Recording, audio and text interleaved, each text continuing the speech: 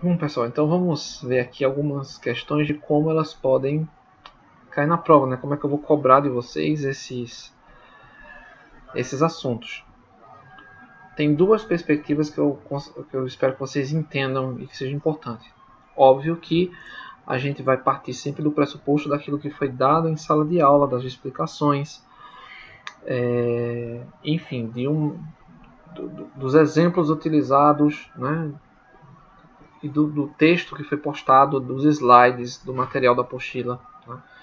Mas é sempre importante que vocês pensem também além daquilo que foi dito em sala de aula, tá? Que vocês façam as conexões entre como isso pode ser aplicado na prática e as questões de concurso, como vocês vão ver, exigem esse grau de inferência, tá, de vocês. Então vamos ver aqui como é que esses temas caem, né, nos concursos e como é que essas questões vão ser abordadas na prova, tá? Vai seguir mais ou menos essa mesma metodologia, tá bom? Então vamos aqui a essa primeira questão, tá? Ó, assinale a opção correta acerca da interpretação constitucional.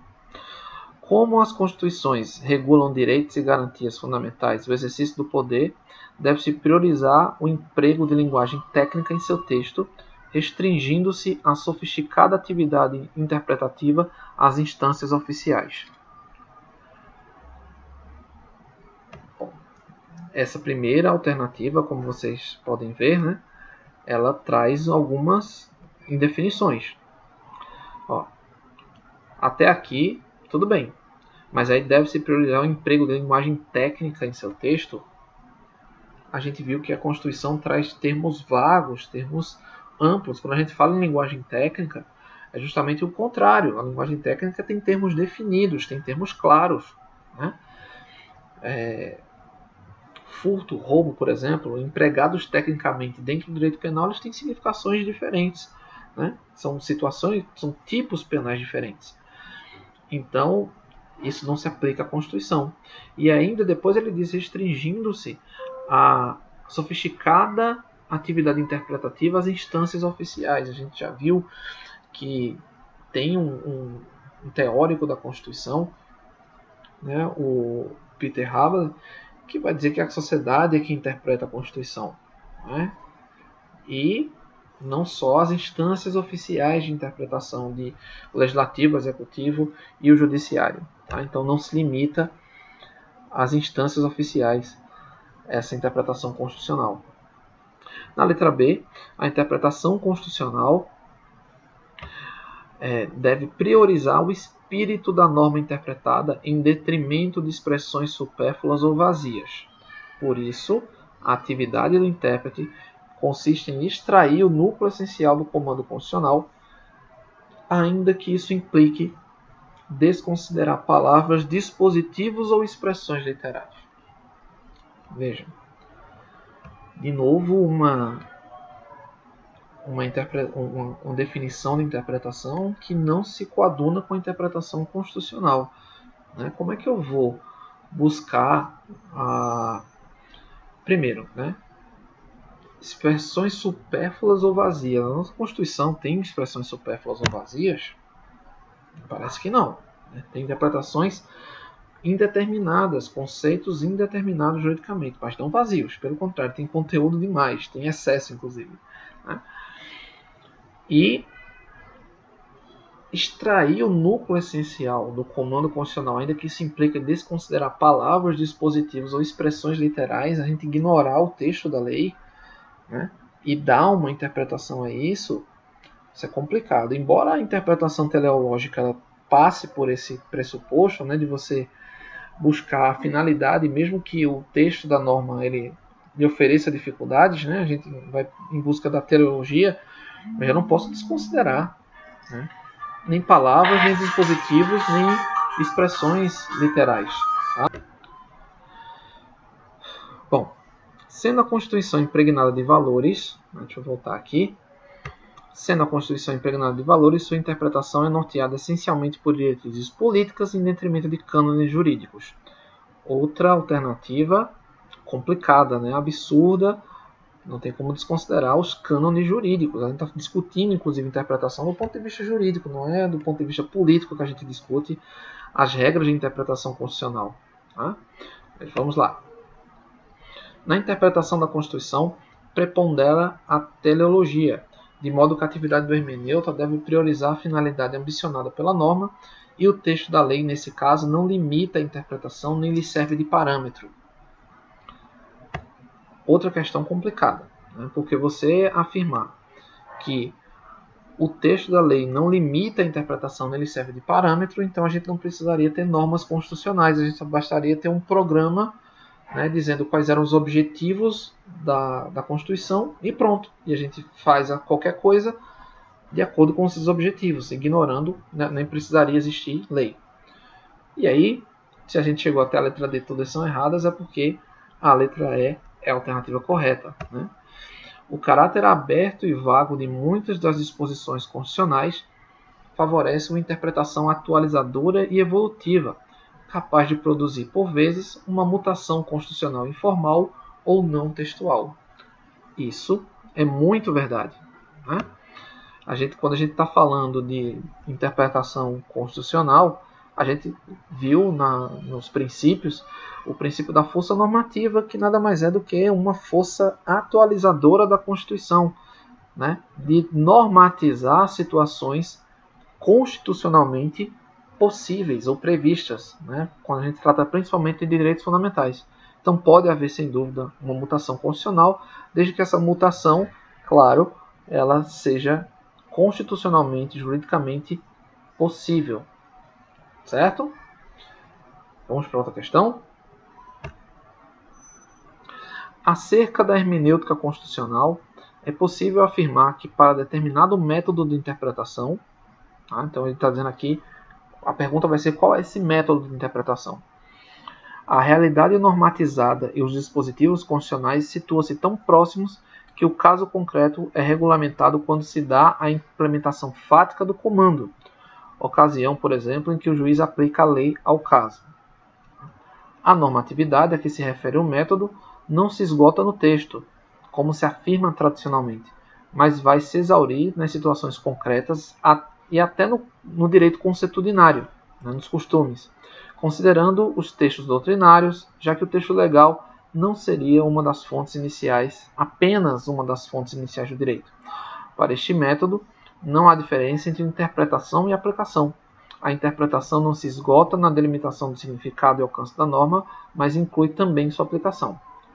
Esse método é denominado de, vamos lá, hermenêutico concretizador. O método hermenêutico concretizador, como eu disse, ele tem um pressuposto objetivo e um subjetivo. Esse subjetivo é a pré-compreensão do intérprete quando ele vai aplicar a norma. E o objetivo é o texto da norma e a situação, caso concreto. Então, o hermenêutico concretizador vai buscar harmonizar. Aqui a gente não está falando desse pressuposto objetivo. Né? Veja, ele não vai fazer aqui a distinção entre aplicação, né, e interpretação. Vai dizer que vai buscar em outras fontes, vai montar esse arcabouço interpretativo juntando todas essas questões, mas ele não fala no intérprete como um elemento principal aí, que tem como define o hermenêutico concretizador em relação ao pressuposto subjetivo. Método científico espiritual. O método científico espiritual vai dizer que a Constituição é dotada de valores socialmente e constitucionalmente válidos. Né? Então é uma tentativa de harmonizar a Constituição com os valores cidadãos de um Estado, de um país. Né? A gente também não vai encontrar essa definição aqui, esse caminho, né? Ele está descrevendo aqui o caminho da interpretação constitucional, não vai encontrar. Mas não está falando aqui sobre valores sociais, econômicos, religiosos, etc.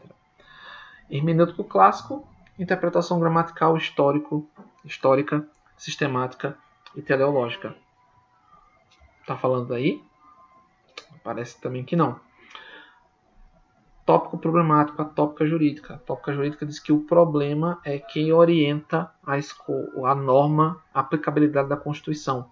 Tá? E não a norma constitucional que determina como o problema vai ser resolvido, é o contrário, né?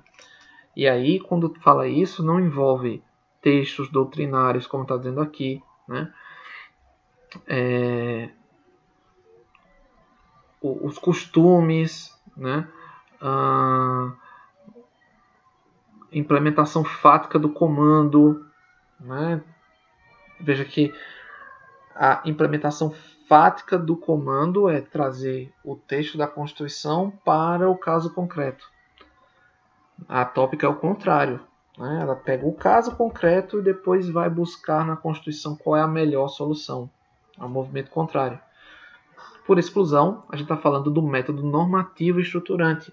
Tá? Então, o texto legal é uma das fontes iniciais do trabalho, mas aí eu vou estruturar, em cima desse enunciado normativo, outras questões. Né? Eu vou construir, vou estruturar o sentido, invocando jurisprudência, doutrina, né? O caso concreto, somando todo esse contexto e aplicando, construindo a norma. Tá? Então seria aí o método normativo estruturante. Letra E, vamos para outra questão. De acordo com o entendimento doutrinário, o método da interpretação da Constituição que preconiza que a Constituição deve ser interpretada com os mesmos recursos interpretativos das demais leis denomina-se facílimo, não é essa questão? Gente, qual é a metodologia que diz que a Constituição também é uma lei? E aí eu interpreto do mesmo jeito que eu interpreto o Código Penal, o Código Civil, processual, comercial, enfim, qualquer outro método, outra lei. Método clássico, né? Letra C. O método clássico que traz, né, ou também conhecido como método jurídico, método de Savigny, método de Forsthoff, que traz os 4 tipos de interpretação que a gente aplica na legislação infraconstitucional: gramatical, histórico, sistemático, teleológico. Né? Falando de vigência, vamos falar de vigência e vigor. Né? Considerando o disposto na Lei de Introdução às Normas do Direito Brasileiro a respeito da vigência da norma jurídica, da interpretação das leis e da eficácia da lei no espaço, julgue o item a seguir. Em caso de lacuna normativa, a revogação de uma lei opera efeito repristinatório automático. Quando foi que a gente viu o efeito repristinatório automático? Quando o Supremo Tribunal declara que uma lei revogadora é inconstitucional. E aí, a lei anterior, ela volta a vigir. Tá? Então, em caso de lacuna normativa, né, primeiro que não há revogação. Como é que existe uma lacuna e revogação ao mesmo tempo? Né? Se é lacuna é porque não existe lei. Como houve, então, a revogação? Né? Então, deveria existir uma lei revogadora ou a lei revogada. Então, se é lacuna normativa, essa alternativa está completamente errada. Tá bom? E efeito repristinatório, a gente está falando de controle de constitucionalidade. Tá? Repristinação é que uma lei revogadora, sendo revogada, volta à lei anterior a vigir. E, veja, marque a alternativa correta. Muita atenção nessa questão. Quando inexiste lei a aplicar diretamente ao caso, né, deve o magistrado se valer de outras fontes do direito para encontrar a regra que efetivamente deve disciplinar a relação jurídica submetida à sua apreciação. Portanto, na forma do artigo 4º da LINDB, nesses casos, o juiz decidirá de acordo com a analogia, com os costumes e com os princípios gerais do direito, não se admitindo nenhuma outra forma supletiva de integração normativa. Veja, de fato, a gente vai verificar que esse enunciado aqui, ó, né, no caso de lacuna, quando não existe lei a aplicar, o juiz decide de acordo com os costumes, com os princípios gerais e com a analogia. Não se admitindo nenhuma outra forma supletiva de integração normativa. Então, onde é que entra doutrina, jurisprudência, método comparativo? Tá? Existem sim outras formas de integração normativa. Tá? Não se limita a esses tipos. Eu posso buscar outras soluções. tá? Desde que compatíveis, claro, com a nossa Constituição. Tá? Então essa alternativa ela é meia, a metade dela, né, está meio certa. Mas aí não determina que essa integração seja limitada pelos princípios gerais, analogia, né, e costumes, certo? Na letra B, a lei nova que estabeleça disposições gerais ou especiais a par das já existentes modifica a lei anterior. Veja, a lei nova que estabeleça disposições gerais ou especiais a par das já existentes, elas não modificam a lei anterior, elas complementam a lei anterior. Então também não é a letra B, tá? Cuidado, porque a lei ela complementa, não modifica, tá? Ela diz como é que vai orientar a aplicação, o entendimento daquela lei. A lei revogada se restaura por ter a lei revogadora perdida a vigência. Repristinação, a gente sabe que a repristinação não é permitido, salvo se ela for expressa, tá? Que é um fenômeno raro. Salvo disposição contrária, a lei começa a vigorar em todo o país na data de sua publicação. Regra geral, 45 dias. Tá? Então essa alternativa também está errada. Começa a vigorar na data de publicação leis de pequena repercussão, que é algo cada vez menos comum. Né? E se antes de a lei entrar em vigor ocorrer nova publicação de seu texto, destinada à correção, o prazo deste artigo e dos parágrafos anteriores começará a correr da nova publicação. As correções a texto de lei já em vigor consideram-se lei nova. Aqui a gente tem a transcrição ipsiliteris da própria Lindbe. Né? Está corretíssimo aí. Se uma lei entrou em vigência, né? Tá na fase de vacácio, né? E antes dela entrar em vigor, ela sofre uma modificação, então abre-se um novo prazo de vacácio, né? Por conta dessa alteração, certo? E se a lei já estiver em vigor, qualquer alteração será considerada lei nova. Tá bom? Então, se antes de entrar em vigor, tiver em vacácio, ela sofre uma alteração, a gente abre um novo prazo, tá, de vacácio. E se ela já estiver em vigor, a gente, nesse caso, vai considerar essa correção já lei nova. Certo? Eu acho que está facílima a prova e acho que vocês não vão ter maiores dificuldades para responder. Então, estudar e a gente vai se encontrar em sala de aula. Valeu, galera. Um abraço.